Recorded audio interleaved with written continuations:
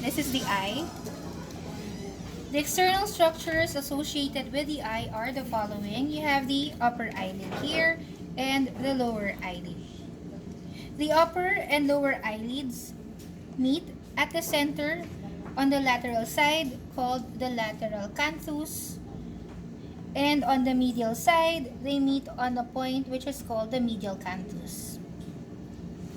Let us remove this and see what is found behind it.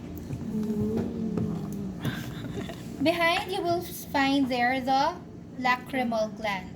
The lacrimal gland produces the tears. From the lacrimal gland, the tears washes over the surface of the eye and collects at the medial canthus. Any tears that lands on the lateral canthus usually falls in the form of your tears or your teardrops. From the medial canthus, the tears will enter your lacrimal canals, which branches off into lacrimal canaliculi, and from there it will lead now to the lacrimal sac here. From the lacrimal sac, the tears will now go to the nasolacrimal duct, which empties into the nasal cavity, and from the nasal cavity it drains there, and that's the reason why sometimes whenever you cry there could be tears falling from your nose. Now looking at the structure of your eye, there are 3 layers of your eye. The outermost covering of your eye is otherwise referred to as the fibrous layer, which is actually made up of your sclera. Your sclera, this white structure here, is continuous anteriorly with a transparent structure otherwise known as the cornea. Opening up the structure of the eye, you will see the next layer, which happens to be a heavily pigmented layer, and this is what you call as the vascular layer, otherwise known as your choroid. So if we are to open this up further, you will see the innermost layer of your eyeball, which is made up of sensory layer, simply also known as your retina. Here in your retina, you will find 2 important structures, which would be the rods and the cones. The rods are responsible for night vision, while the cones are responsible for visual clarity or acuity. Here you will notice the presence of that white spot there. This is the area where the optic nerve exits. This corresponds to the blind spot. So again, this is the cornea. The colored portion of the eye is what you call here as the iris. In the middle of the iris is an opening called the pupil. The size of the pupil varies depending on the intensity of the light.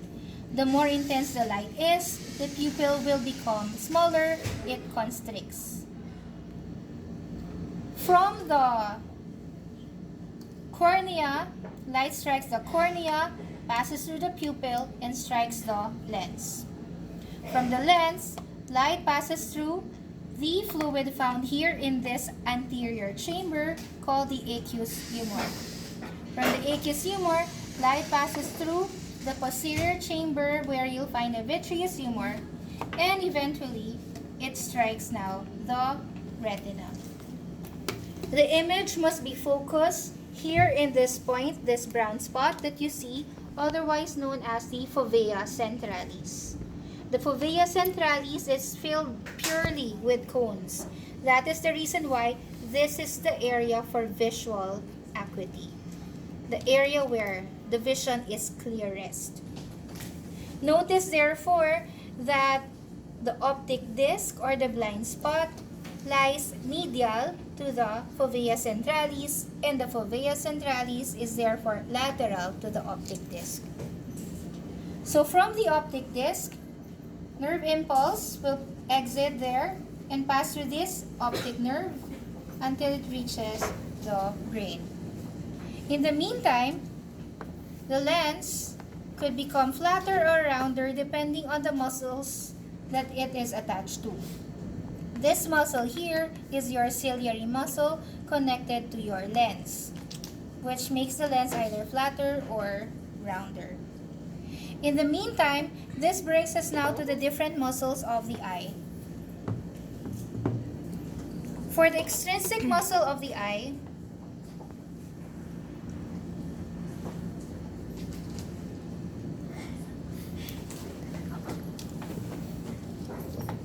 so let's put this. Extrinsic muscles of the eye, this is your superior rectus muscle. This here is your lateral rectus muscle. This is the inferior oblique muscle. And this is the inferior rectus muscle.